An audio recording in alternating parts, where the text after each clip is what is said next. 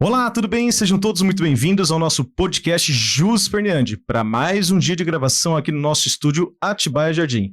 Para você que não me conhece ainda, meu nome é Daniel Nunes, sou advogado civilista aqui na comarca de Atibaia e tenho comigo hoje minha colega, minha sócia, doutora Tatiane Xavier. Tudo bem, doutora? Tudo bem, doutor. Seja muito bem-vinda ao nosso podcast. Obrigado por aceitar o convite de vir gravar conosco. Tá, joia. Doutora, hoje nós vamos falar sobre direito previdenciário, que é a área que a doutora atua, é especialista nessa área, né? Inclusive é a responsável dentro do nosso escritório por essa área. E vamos falar um pouquinho sobre os auxílios acidente, né? Auxílio acidente. Eu queria saber qual que é a definição e a natureza desse benefício, quem tem direito, quem não tem, como que funciona essa questão do auxílio acidente, doutora? Fala um pouquinho pra gente. Vamos lá, o auxílio acidente é uma indenização que é paga para todo aquele segurado que é segurado do INSS, em decorrência de um acidente, que pode ser do trabalho ou de qualquer natureza. Tá, então vamos destrinchar. A doutora falou que é um segurado que tem direito a esse benefício, né? Que tem de natureza indenizatória, não? Isso, indenizatória. A pergunta é, quem é segurado do INSS? Todo aquele que contribui para o INSS. Ou seja, se a pessoa contribuiu uma vez, já é segurado? Ele é segurado do INSS. Tá. Então, assim, para o auxílio acidente, não entra nesta equação a questão de ter o mínimo de contribuições para ter direito a esse auxílio. Que não. Seria a carência. A carência, caso. Neste isso. caso do auxílio acidente não exige carência. Ah, legal. Porém, exige a qualidade de segurado, que é o quê? Estar segurado do INSS é estar contribuindo na data do fato gerador, que é o acidente. Estar contribuindo quando se acidentou. Tá. Então, vamos pensar assim. Desculpa fazer perguntas, mas eu tô aqui para isso, né? Então, vamos pensar assim, olha, um funcionário entrou na empresa, ele foi registrado na data de hoje, vamos colocar dia 23/7/2025, ok? Foi, então, registrado. Fez lá o exame admissional, tudo bonitinho, começou a trabalhar na empresa. No dia seguinte, ele se acidenta dentro da empresa, né? Eu não sei se o empresário já recolheu ou não a contribuição previdenciária daquele mês, porque ele é um recém-contratado, mesmo não havendo, por exemplo, não verteu ainda nem a primeira. Ele tem direito a esse auxílio? Essa é a pergunta. Veja bem, ele é empregado. Ele é empregado. Foi admitido hoje. Ok. A responsabilidade de pagar, de recolher o INSS não é do funcionário da empresa. Tá? Então, o fato de ele estar registrado comprovadamente, que está um registro naquela empresa, mesmo que não tenha havido algum recolhimento, ele tem direito, ele é um segurado do INSS, porque a responsabilidade de contribuir, de pagar o INSS não é do funcionário, é da empresa. Nossa, legal isso, porque a gente, no início da conversa, a gente falou, olha, é o segurado, aquele que contribuiu uma, já é segurado, tal. Aí você pensa, calma aí, mas o menos afortunado, que não é aquele contribuinte individual, aquele que faz o pagamento com como é que chama? Carnezinho? Com carnezinho. Então vamos pensar que é aquela pessoa que é empregado, seletista mesmo de empresa. Esse, mesmo que a empresa não tenha feito o primeiro pagamento, desde que ele tenha a carteira assinada, fez o exame admissional, ele está empregado, ele já tem direito a esse benefício.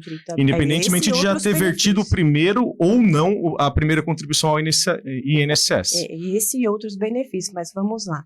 Quem tem direito ao auxílio acidente? São os empregados registrados, empregados domésticos e os segurados especiais e o trabalhador avulso. O contribuinte individual e o facultativo, ele não tem direito ao auxílio acidente. Olha, tá vendo? Tá? É por exclusão legal mesmo. Tá. O MEI, ele tem direito ou não? O MEI não tem direito? Não tem, porque o MEI é um contribuinte individual. Que doido. Então quer dizer que se a pessoa tem uma hamburgueria, vai lá fazer o hambúrguer, se queimou na chapa, não consegue trabalhar, não tem direito. Nossa. Não tem direito ao auxílio acidente. Ao auxílio acidente. Exatamente. Tá, mas, por exemplo, quem é MEI, se uma mulher que é MEI, ela engravidou, ela tem direito ao auxílio maternidade. Sim, outros benefícios sim. Hoje nós estamos falando só do auxílio só desse. acidente. É que diferente. Eu sou curioso. Legal. E ainda falando do auxílio acidente, né? Qual é a finalidade de fato, o auxílio acidente, né? E quanto tempo dura esse auxílio acidente? Fala para mim. A finalidade é a indenização, a compensação pela redução da capacidade de trabalho daquele segurado. Tá. Né? Ele se acidentou, ele teve uma sequela, né? É importante dizer que o auxílio acidente, um dos requisitos é o acidente de qualquer natureza, que pode ser acidente de trabalho ou não, tá? Então, se ele se machucar dentro da empresa ou na casa dele, não tem diferença. Não tem diferença. Tá. Mas os requisitos o acidente de qualquer natureza, ter a sequela, e essa sequela reduzir a capacidade dele para o trabalho que habitualmente exercia, que estava exercendo na época do acidente. Não precisa ser a redução para toda e qualquer função, trabalho dele, não. Apenas para aquela função que ele estava exercendo ou que habitualmente exercia na época do acidente. Tá. Então, se houver a diminuição da capacidade, ele pode pedir o auxílio acidente, então. Exatamente. Perfeito. Tem que preencher todos esses requisitos. Certo. E me fala uma coisa. Pensando na empresa, o empregado que acabou se acidentando dentro da empresa, a empresa tem que tomar o cuidado de abrir o CAT, né? Isso. Que é o... O que significa o CAT? A comunicação de acidente de trabalho. Isso. Então é importante que a empresa abra o CAT. Exatamente. Para segurança da empresa. Sim, certo? Porque senão a empresa é multada também. Perfeito. Então fica a dica aqui aos colegas empresários e nós estamos falando também para os segurados também. Exatamente. Certo? Vamos falar então, a gente já falou, inclusive, quem tem direito, que são os trabalhadores, né, empregados. Eu vi aqui que urbano e rural. É legal essa questão do rural, porque a gente, quando pensa em trabalhador, a gente já pensa logo em fábrica, né? Pensa na área urbana.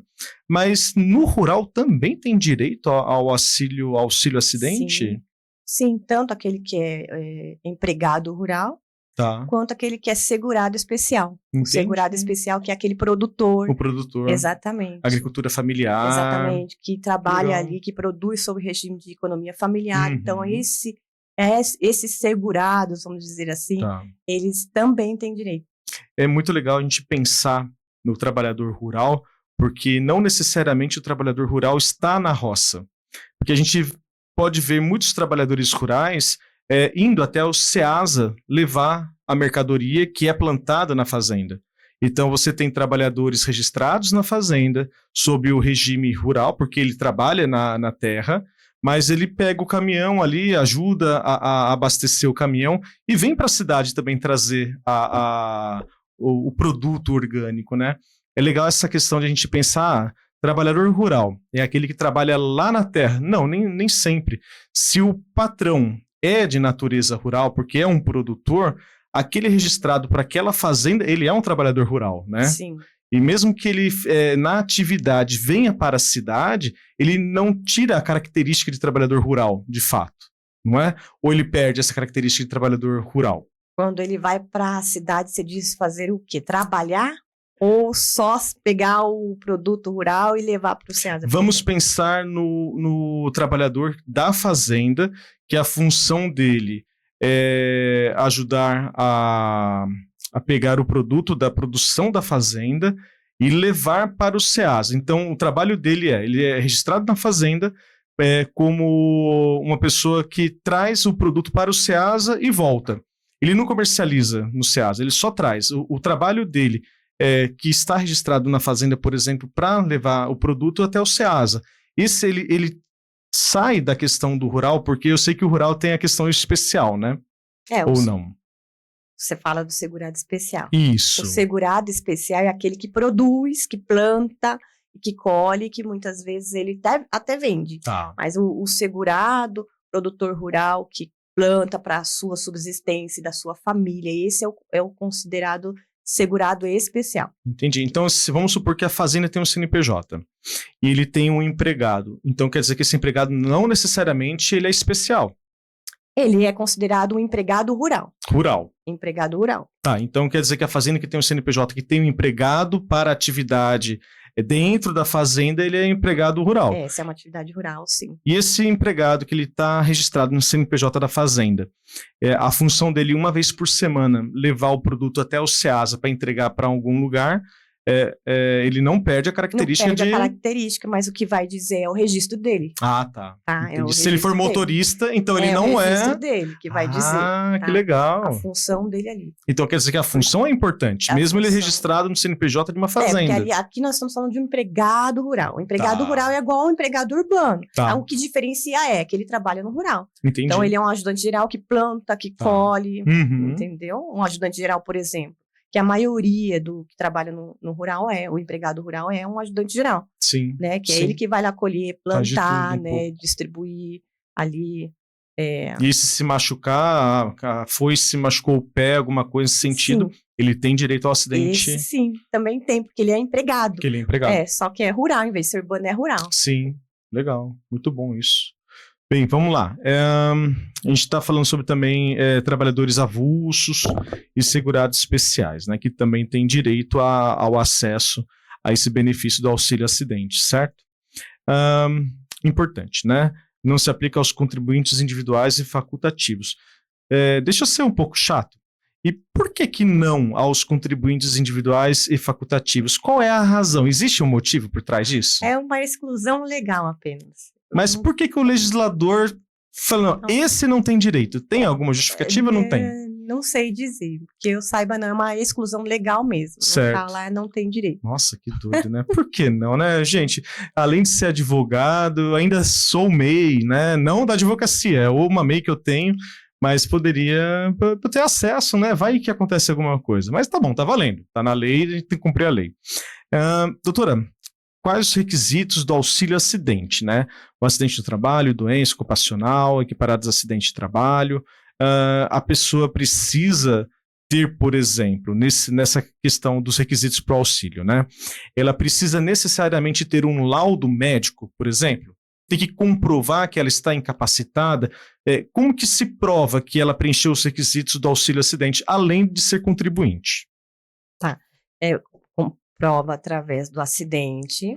Como que prova o acidente? O acidente, muitas vezes, é pelo prontuário médico, porque ele se acidentou, ele foi até o hospital. Tá. Pela CAT, que também é emitida. Tá. Né? E pelos exames também médicos. E laudo médico da época também. Tá. Do acidente. Tudo isso serve como prova. Essa documentação médica serve como prova. Médica serve como prova do acidente. Tá. E essa prova do acidente, que é essa documentação médica, ela tem que ser entregue em que momento ao INSS?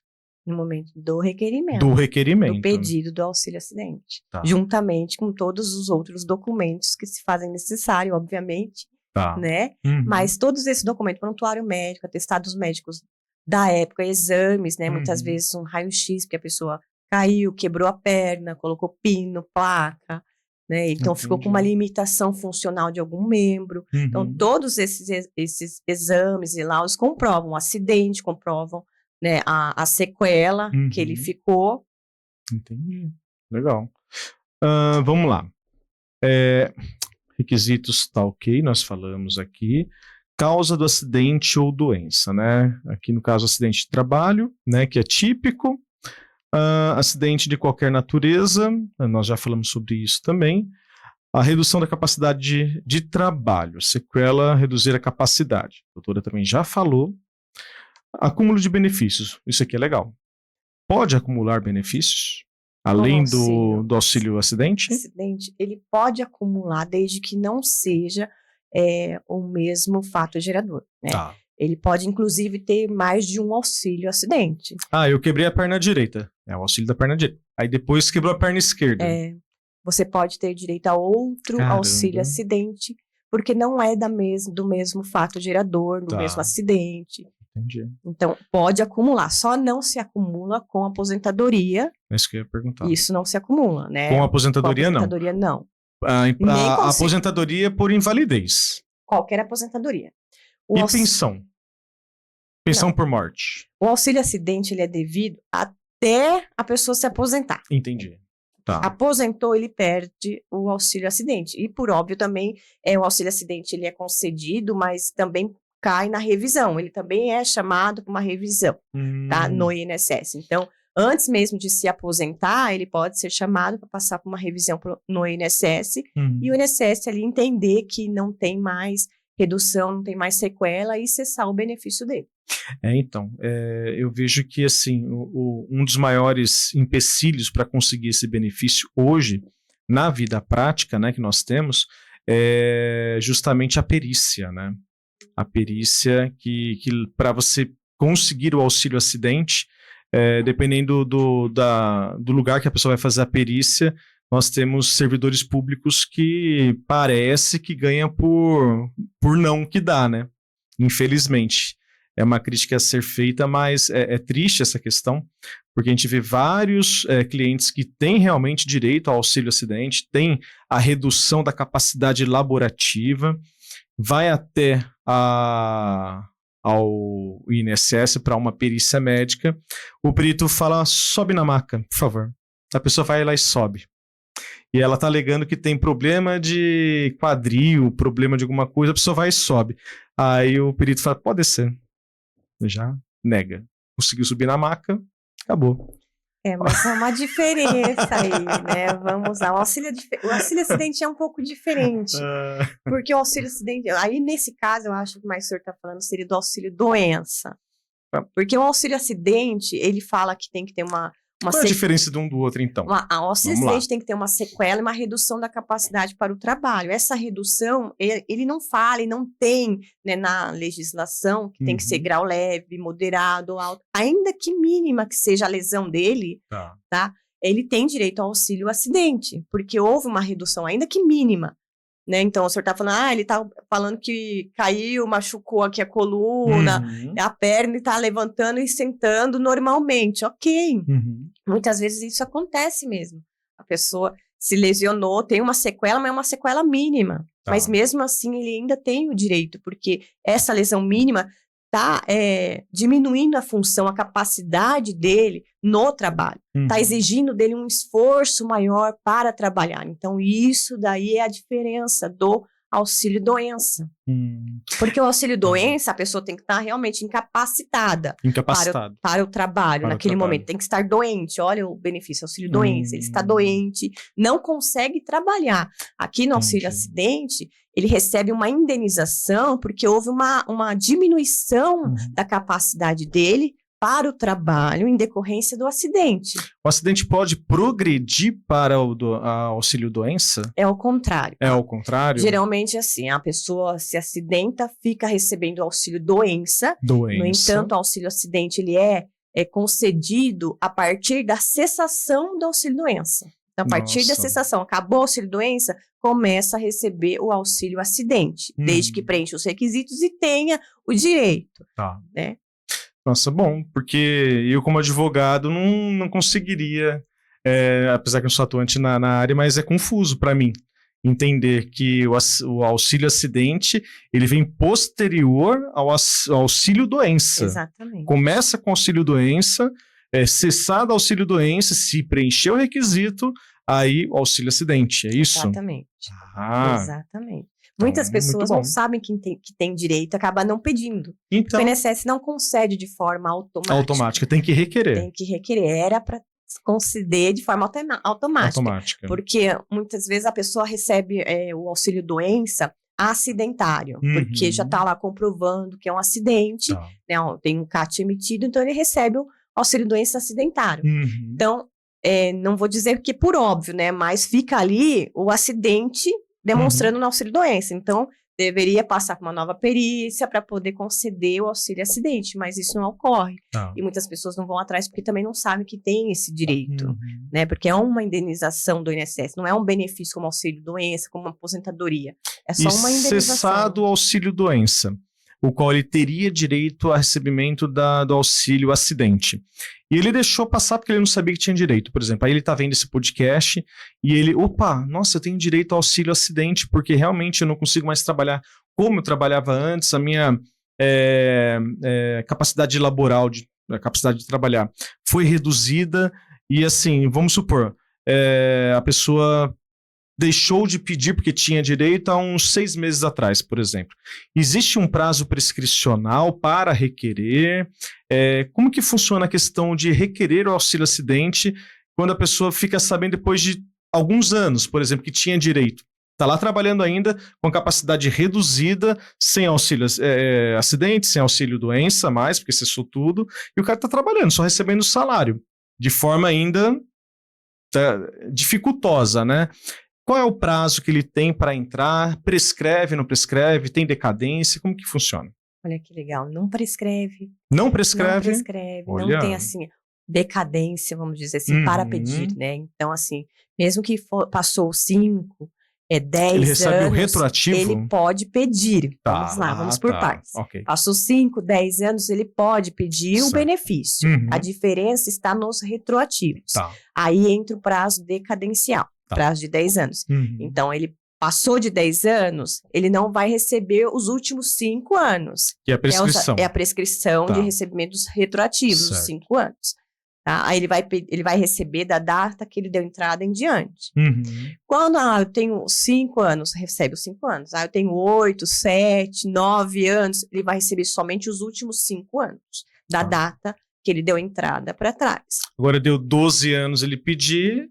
É só da data que ele pediu em diante. Não tem retroativo. Não considera o anterior. Muito legal, hein? Muito bom. Fica grandes dicas da doutora Tatiane aqui para vocês, hein?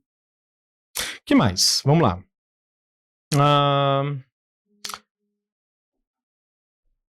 O que acontece com o segurado quando se aposenta, né? Ele perde o auxílio. Ele perde o auxílio. É de forma automática? Sim, ele perde. Então, assim, vamos supor, a gente está falando de aposentadoria, existem vários tipos de aposentadoria. Qualquer uma delas, inclusive aposentadoria por proveniente, por invalidez, né? Sim. Também. Tudo. Ok. Mas olha que interessante, vamos supor, a pessoa se acidentou, nunca pediu auxílio acidente. Aí ela foi, deu entrada na aposentadoria, né, um tempo depois, alguns dias ou meses depois, anos, na aposentadoria por invalidez e aposentou. Ok, aposentou. Ele tem direito ao benefício do auxílio acidente, desde que preencher todos os requisitos, obviamente, da data da cessação do auxílio doença, se recebeu o auxílio doença, até a aposentadoria. Então pode pedir o pagamento retroativo. Desde que não tenha. Olha essa dica, gente. Olha essa dica, hein? Muito legal. Vamos lá, agora eu quero falar de dicas para esses segurados, né? Quais são as dicas que a doutora dá para esses segurados? Primeiramente, guardar toda a documentação que ele tiver, documentação médica. Porque é muito importante. Toda a documentação que ele foi para o hospital, o prontuário médico ele pode pedir, obviamente, mas os atestados médicos, os laudos médicos que da época que ele ficou, né, ele pediu auxílio doença na época, os exames também são muito importantes. Toda essa documentação médica que ele tinha da época é bom guardar, inclusive a CAT, se tiver, né, uma cópia da empresa. De que forma que seria melhor para guardar essa documentação? Uma pasta, digitalizar, serve digitalizado, por exemplo? Porque hoje em dia a gente tem mania de, eu pego um recibo do mercado, que eu sei que ele vai apagar, eu tiro uma foto, e eu sei que aquele negocinho lá vai apagar com o tempo. Com essa documentação previdenciária, a pessoa, por exemplo, se ela tomar o cuidado de, por exemplo, escanear e guardar o documento escaneado, esse documento tem validade ou é necessário ter o cuidado de guardar o documento físico? Qual é a dica? Precisa guardar. Pode digitalizar, mas o físico tem que ser guardado. Olha aí. Porque nós precisamos do original. E quando vai a perícia, precisa também levar o original. Ainda que nós ali juntemos, né, todo o documento no requerimento digitalizado, bonitinho, ele precisa ir e levar o original. Apresentar o original. Apresentar o original. Muitas vezes o pessoal, o perito ali nem pega para olhar, vamos dizer assim. Mas tem que estar lá. Tem que estar lá, porque ele, até no próprio agendamento que ele faz da perícia, ele fala, trazer todos os documentos médicos. É requisito. É requisito, precisa ter, não pode jogar fora. Então, dica para quem vai nos escutar ou vai assistir esse podcast. Documentação médica referente ou relacionado ao auxílio acidente devem ser guardados e bem guardados. Não adianta guardar, molhar, rasgar, dar para a criança fazer desenho atrás. É documento importante, é documento a ser pensado em colocar numa pasta e deixá-lo de forma segura. Assim como a CTPS antiga, que é a carteira de trabalho física, deixar ela bem guardada, sem rasura, bem condicionado, vamos dizer assim, né? Sem estar exposto ao sol, sem estar exposto à umidade. É documento, gente, é documento importante para o futuro, né? A gente tem que pensar dessa forma, né? Que mais, doutora? Questão de não desistir do benefício? Exatamente, também não desistir. Pessoas desistem fácil, assim? Porque às vezes o segurado, né, ele vai até a perícia, tem a perícia ali negada ao pedido dele, naquele momento, ele acaba desistindo.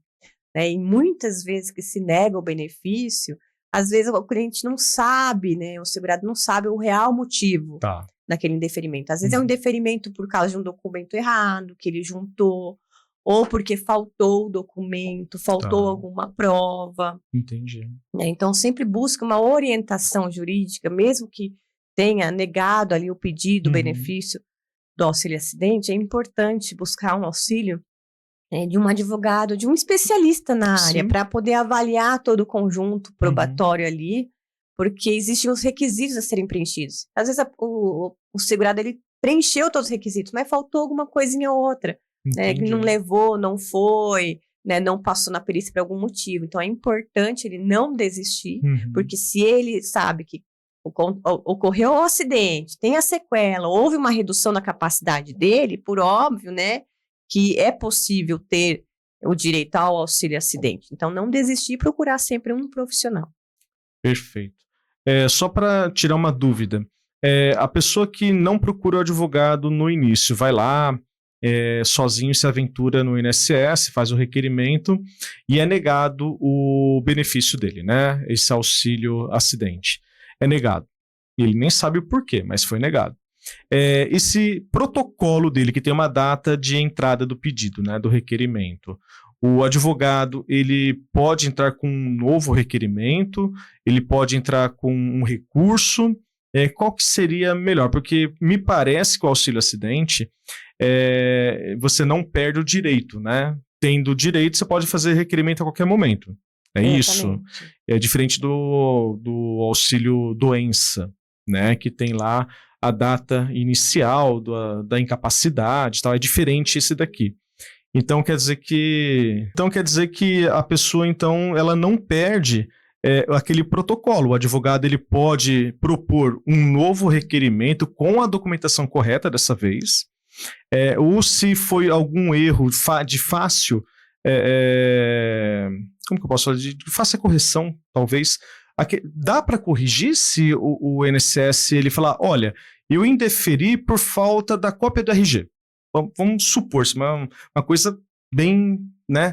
Faltou o RG, por isso que eu indeferi. E o advogado ele pode consertar nesse pedido ou ele tem que entrar com outro pedido? Como que funciona? Com outro pedido. Outro pedido. Com um novo aquele pedido, lá esquece e entra com um novo. Exatamente. O advogado ele vai analisar aquele processo que indeferiu, o processo administrativo do indeferimento, os motivos. Para entender, para ele não errar novamente. Exatamente, para depois fazer um novo benefício, um novo pedido, um novo requerimento. Dessa forma, juntar todos os documentos, né, todas as provas, para poder ensejar ali o benefício para ele.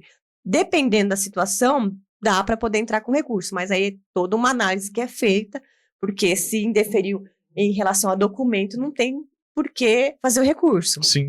Então é mais fácil você juntar todo o rol probatório, os documentos, tudo bonitinho e entrar de novo. Com um novo requerimento. Com um novo requerimento. Perfeito. Doutora, vamos terminando por aqui. Foi muito boa essa conversa, uma conversa, assim, concisa, mas uma conversa que traz muita informação, né? Muita dica, tanto para os advogados que vão nos assistir, quanto até o próprio beneficiário, né? Que é aquela pessoa que vai buscar o auxílio. Eu queria que a doutora deixasse para a gente aqui o @ das tuas redes sociais, para quem queira entrar em contato, né? Até colegas, ou então até mesmo as pessoas, cidadãos que queiram buscar advogado, Deixa um arroba do teu Instagram, do Facebook, qual seria? É o tatianexavier.adv. .adv. Perfeito, então. E para quem quiser falar com a doutora, né, de forma mais presencial, ela está aqui no Cowork Atibaia Jardim, onde eu também trabalho, ela é minha sócia, a gente trabalha junto. E é isso, gente. Doutora, muito obrigado. Eu que agradeço. Então, você que ficou aí, olha, se ficou até agora, dá aquele like, siga a nossa página e compartilhe esse link para os seus coleguinhas. Vamos fazer com que o Jus Esperneandi chegue mais longe e que nós possamos crescer cada dia mais. Grande abraço, até a próxima.